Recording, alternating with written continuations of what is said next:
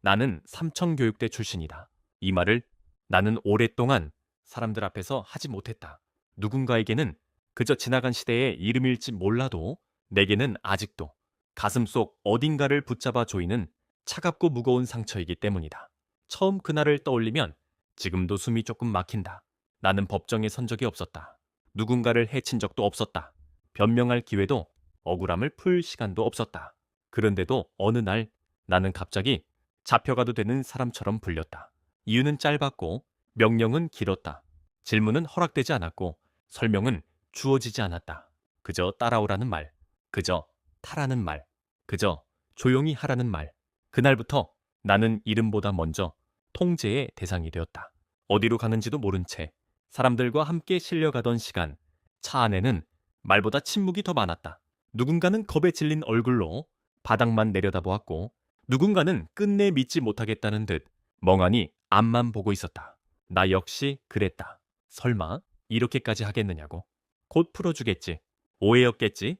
하지만 도착한 곳은 사람을 돌려보내는 곳이 아니라 사람을 꺾어놓는 곳이었다. 처음 들은 것은 설명이 아니었다. 고함이었다. 줄을 서라. 똑바로 서라. 고개 숙여라. 말하지 마라. 거기에는 사람을 이해하려는 말이 없었다. 다만 사람을 두렵게 만들고 움츠러들게 만들고 시키는 대로만 움직이게 만들려는 차가운 명령만 있었다. 새벽은 늘 빨랐다. 아직 어둠이 남아있는데도 우리는 밖으로 뛰어나와야 했다. 몸이 덜 깨어도 다리가 풀려도 뛰어야 했다. 숨이 턱까지 차올라도 멈출 수 없었다. 조금만 늦어도 욕설이 날아왔다. 조금만 흐트러져도 매질이 따라왔다. 처음에는 왜 이러는지 알고 싶었다. 우리를 어디까지 몰아붙이려는 것인지, 왜 사람을 이렇게 취급하는 것인지, 왜 아무도 이 잘못을 멈추지 않는 것인지 묻고 싶었다. 하지만 그곳은 묻는 사람을 위한 곳이 아니었다. 견디는 사람만 하루를 넘길 수 있는 곳이었다. 그래서 나는 질문을 접었다.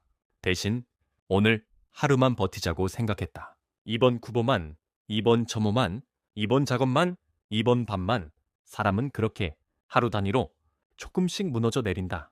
배는 늘 고팠다. 목은 바짝 말랐고 온몸은 늘 욱신거렸다. 팔과 다리는 내 것이 아닌 것처럼 무거웠고 어깨와 허리는 잠깐도 편할 틈이 없었다. 하지만 그보다 더 괴로운 것은 몸의 통증이 아니었다. 사람이 스스로를 잃어간다는 느낌. 그것이 가장 무서웠다. 처음 며칠은 속으로 이를 악물었다. 나는 이런 사람이 아니다. 나는 여기에 있을 사람이 아니다. 이건 잘못된 일이다. 그러나 그런 생각도 시간이 흐를수록 점점 힘을 잃었다. 사람은 계속 두들겨 맞고 계속 몰리고 계속 굴욕을 당하면 나중에는 자신이 틀린 것이 아니라는 사실조차 붙들 힘이 약해진다. 그때 나는 알았다. 폭력은 몸만 때리는 것이 아니었다. 사람의 마음을 닳게 만들고 자존심을 꺾고 끝내는 스스로를 작게 여기게 만든다. 내 옆에 있던 사람들도 나와 다르지 않았다. 누군가는 시장에서 일하던 사람이었고 누군가는 막일판을 떠돌던 사람이었고 누군가는 가족을 먹여 살리던 가장이었다. 험악한 얼굴을 한 괴물들이 아니었다. 그저 평범하게 살아가던 사람들, 그저 시대가 마음 먹는 순간 한순간에 끌고 갈 수 있었던 사람들. 그 사실이 더 두려웠다. 사람이 죄를 지어서 끌려가는 것이 아니라 누군가 정한 기준에 따라 쉽게 지워질 수도 있다는 것. 그곳에서는 누구도 완전히 안전하지 않았다. 밤이 되면 낮보다 더 힘들었다. 낮에는 정신없이 버티느라 생각할 틈이 없었지만 밤은 달랐다. 조용해질수록 가족 생각이 몰려왔다. 내가 사라진 뒤 어머니는 얼마나 놀라셨을까? 아버지는 누구를 찾아다니셨을까?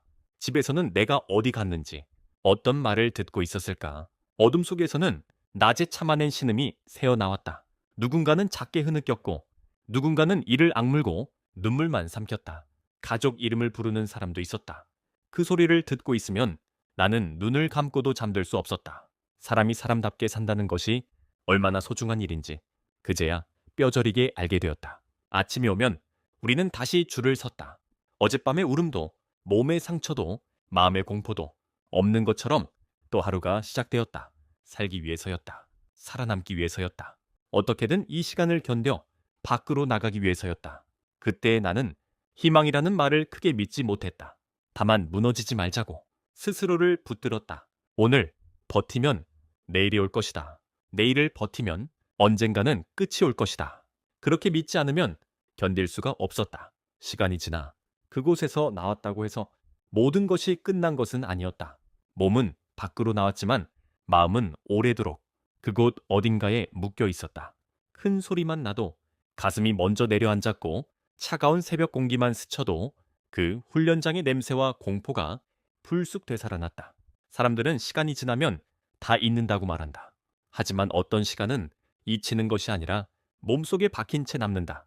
삼청교육대가 내게 남긴 것은 단지 고된 훈련의 기억이 아니었다. 그것은 한 인간의 존엄이 어떻게 무너지는지를 보여준 시간이었고, 국가라는 이름이 얼마나 쉽게 사람을 번호로 바꾸고 침묵하게 만들 수 있는지를 보여준 잔인한 기억이었다. 그래서 나는 이제는 말하려 한다. 나는 삼청교육대 출신이다. 숨겨야 할 부끄러움으로 남아서는 안 되는 말이다. 그것은 그 시대가 사람을 어떻게 짓밟았는지, 그 폭력이 얼마나 오래 한 사람의 삶을 따라다니는지 증언해야 할 말이다. 나는 특별한 사람이 아니었다. 내 옆에 있던 그들처럼 그저 평범하게 살고 싶었던 한 사람이었다.